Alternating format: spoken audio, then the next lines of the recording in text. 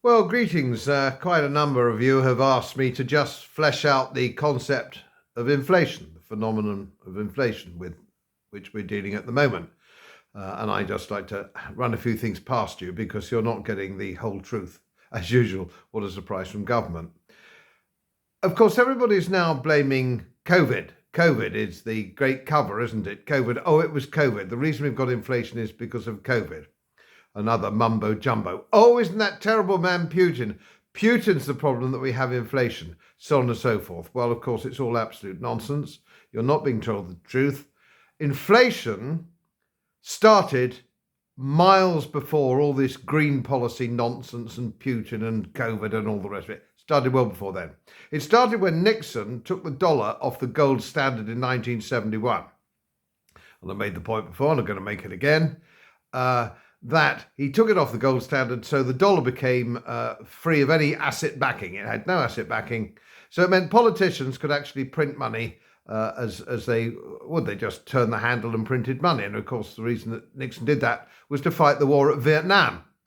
You couldn't fight the war without money, so he created money. And the 1971 dollar now has had its purchasing power reduced to something like today's 6 cents. And he took it off round about $35 an ounce. And of course, today we've got gold at round about $1,700 an ounce. So this is fake money. They've turned the handle, they've turned the spigot, and they've made economies awash with money. And it's the same in Europe, and it's the same in Great Britain. And so you have all this money washing around. And of course, inflation basically, and don't let anybody tell you any different, this is a phenomenon of the inflation of money. More money, too much money, fake money. And of course, that eventually comes into the high street. And that's now when you're beginning to see it. Where's it been going before? It's been going before into asset prices. So bonds, stocks, and real estate, which is why your children can't afford to buy a house in one of the big cities. They can't afford it because all that money that was produced went into assets. It's now spilling over all that money into commodities and retail and Wall Street to High Street, if you like, or Wall Street to Main Street in America, they call it. So all that's now spilling over, and we've got it. Yes, COVID, the reaction to COVID, not COVID itself, the over-the-top reaction globally of the idiots in power to COVID have not helped. The suicidal NATO policy of expansion causing friction in the Ukraine with the Russian Federation, all the rest of it, has not helped. The absolutely insane sanctions against the Russian Federation, which of course is being paid for by the little people, old age pensioners and all the rest of it, can't afford to heat their houses. All that is part and parcel of the thing, but primarily it's a function of too much fake money floating in the system. How can we get rid of it? How can we stop it? Is it going to carry on like this? It's going to carry on like this. It can't not carry on like this because no governments, whether it's in America or Europe or Great Britain, have any concept of the idea of cutting public spending. They don't even talk about it. We have election after election. Mainstream media don't talk about the public debt, which in Great Britain now is something like 3 trillion. It's 3 trillion if you include all the responsibilities for public sector pensions, index linked and all the rest of it.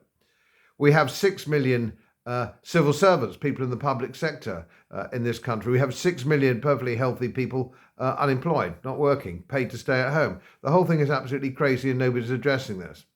So we're not biting the bullet. Government isn't biting the bullet. And of course, we're addicted to warfare. The United States, which has the reserve currency, the dollar still, is addicted to warfare. Did you know that since 1776, when the Americans declared independence, for over 90% of that time to the present day, they've been at war with somebody. And when they get bored, they got bored in 1861, they decide to have a war with each other. It's permanent warfare. It never finishes. We've gone straight from the disaster of Afghanistan now into pumping money into the Ukraine. We've had Syria, we've had Iraq, we've had the Horn of Africa. It's never ending with the nutcases who run the country in Washington and run NATO, and we run along like little lapdogs after them, going with it all the time instead of telling them to behave themselves. So is it going to stop inflation? Well, no, it's not until we get into hard currency. It's interesting that some of the central banks who are all broke, incidentally, like the central banks are all broke, as I said they were years ago. I said, no, they're all broke. They're all going broke. So they're starting now to recalibrate the price of gold, I think, and they're getting hold of gold. They're buying gold. The central banks are buying gold. So this is a bullish sign for gold, which has been suppressed by the short selling of paper gold. Paper gold and gold in specie isn't the same thing, and I've made that point very, very clearly many times. So we have this problem that the only way to stop inflation is with hard currency, which has been known now for 5,000 years, and that's gold. What does keep its value, or used to keep its value, of course, was agricultural land. But of course now they're confiscating that. You can see what's happening in Holland with the WF procedure and compulsory purchase coming down the road here in agricultural land for solar panels. Yeah, solar panels in Yorkshire. I love Yorkshire. Yorkshire's great. I love living here. But the sun don't shine in Yorkshire very often, all right? So solar panels aren't going to save us. So we need to get green policies, welfare, open door immigration policies, and all the things that lead to the inflation of money, so they turn the spigot to pay for these things which we can't afford.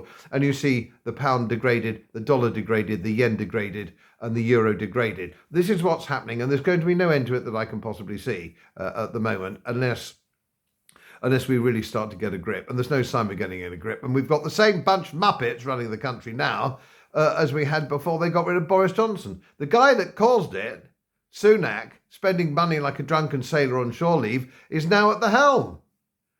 And we've got another muppet as Chancellor who doesn't understand how it works, but the answer is going to be more tax. No, the answer isn't more tax. The answer is, for goodness sake, stop wasting government money, stop spending, and get a grip. That's the only way out.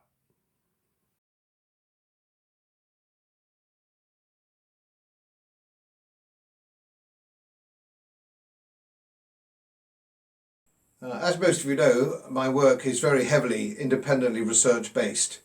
And I get my information from all over the world. It would help if you press the subscribe button and the little bell next to it, because the more subscribers I have, the more likely it is that international independent research institutes will share their material with me. It's most helpful, and then of course I automatically share it with you. So, surprise, won't cost you anything. Thank you very much.